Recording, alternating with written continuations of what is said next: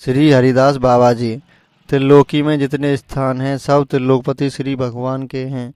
वे अपने आंशिक परमात्म स्वरूप से सर्वत्र विराजमान हैं, पर उन्हें ब्रजभूमि जितनी प्रिय है उतनी और कोई भूमि प्रिय नहीं है।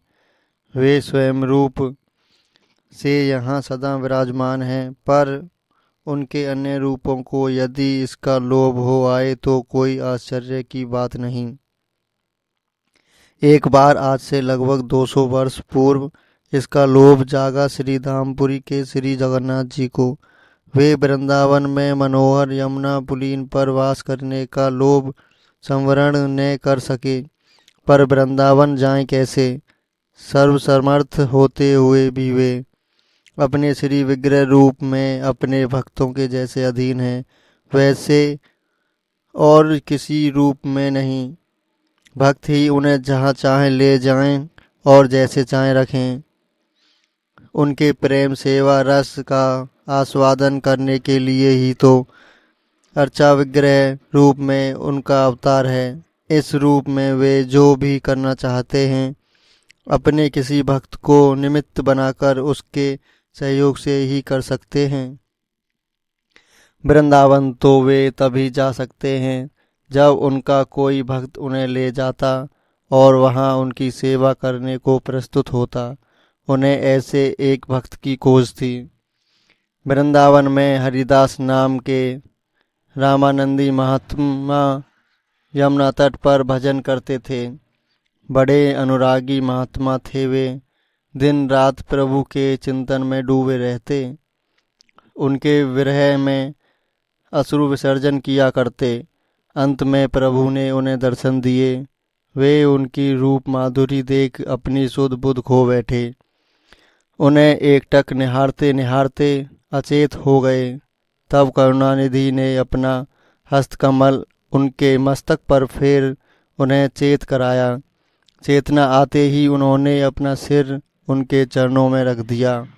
उन्होंने अपनी अमृतमयी वाणी में कहा, वत्स, मैं तुमसे प्रसन्न हूँ। तुम्हारे निकट रहकर तुम्हारी प्रेममयी सेवा का सुखास्वादन करने को लालायित हूँ। तुम जगन्नाथपुरी जाओ। इस वर्ष आषाढ़ में वहाँ जगन्नाथ जी का विग्रह परिवर्तन होगा। पुराना विग्रह तुम ले आना और इसी स्थल पर उसे स्थापित कर उसकी सेवा करना। इतना कह भगवान अंतर्ध्यान हो गए। महात्मा उनके आदर्शन से छटपट करने लगे, पर उनकी आज्ञा का स्मरण कर उन्होंने धैर्य धारण किया।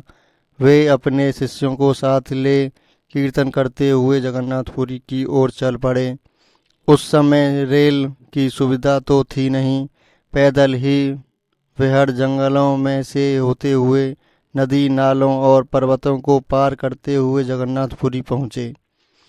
जगन्नाथपुरी में महा महोत्सव था। 4 दिन बाद 36 वर्ष पीछे 2 आषाढ़ पड़ने पर जगन्नाथ जी का कलेवर बदले जाने का और उनके महाअभिषेक का योग था। लाखों यात्री दूर दूर से आए थे। आनंद और उल्लास का समुद्र उमड़ रहा था। हरिदास जी ने जगन्नाथ जी के पुजारियों के पास जाकर अपना अभिप्राय व्यक्त किया। उन्होंने कहा, जगन्नाथ जी का पुराना कलेवर देने का हमें अधिकार नहीं। आप राजा से मिलें। वे राजा के पास गए। राजा ने उनका तेजोमय मुखमंडल देख उन्हें साष्टांग प्रणाम किया और आने का कारण पूछा। उन्होंने भगवान की आज्ञा बताकर उनसे जगन्नाथ जी का पुराना विग्रह दिलवाने का आग्रह किया। राजा ने कहा, महाराज, आपको भगवान की आज्ञा हुई है, पर मुझे तो ऐसी कोई आज्ञा नहीं। उनकी प्रत्यक्ष आज्ञा के बगैर मैं सदा से चली आई रीति का पालन करने को विवश हूँ। सदा से जगन्नाथ जी का नया कलेवर होने पर पुराना कलेवर समुद्र में प्रवाहित किया जाता रहा है, अतः इस बार भी वही करना होगा। आपकी प्रार्थना स्वीकार करना संभव नहीं। मुझे क्षमा करें। हरिदास जी ने कहा, यदि श्री विग्रह सागर में प्रवाहित होंगे तो मेरा शरीर भी उनके साथ प्रवाहित होगा। इतना कह वे जा बैठे समुद्र तट पर। और अन्न जल त्याग कर प्रशांत मन से भगवान का ध्यान करते हुए प्रतीक्षा करने लगे उस घड़ी की जब उन्हें जगन्नाथ जी के श्री विग्रह के साथ अपने शरीर को समुद्र में प्रवाहित कर देना था। अर्धरात्रि में जब राजा शयन कर रहे थे, जगन्नाथ जी ने उनके समक्ष प्रकट होकर मेघ गंभीर स्वर में कहा, वे महात्मा मेरी आज्ञा से मेरा कलेवर मांगने तुम्हारे पास आए थे। तुमने उनका तिरस्कार किया। जाओ उनसे क्षमा मांगो और उनकी आज्ञा का पालन करो। मेरा एक विग्रह अब वृंदावन में भी रहा करेगा। राजा भयभीत हो जाग पड़े। उसी समय कर्मचारियों को भेजा महात्मा जी की खोज करने। जब उनका पता चल गया, राजा स्वयं गए समुद्र तट पर। उनके चरणों में गिरकर उनसे क्षमा प्रार्थना की और उनकी आज्ञा पालन करने का वचन दिया।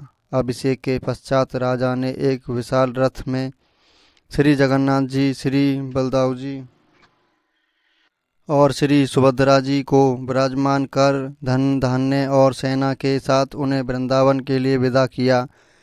हरिदास जी और उनके शिष्य उनके साथ परमानंद पूर्वक कीर्तन करते हुए कई मास में वृंदावन पहुँचे। वृंदावन में यमुना तट पर उसी स्थल पर जहाँ वे भजन करते थे एक सुंदर मंदिर का निर्माण कर श्री विग्रहों को स्थापित किया। आज भी वह मंदिर और श्री विग्रह उस स्थान की शोभा बढ़ा रहे हैं।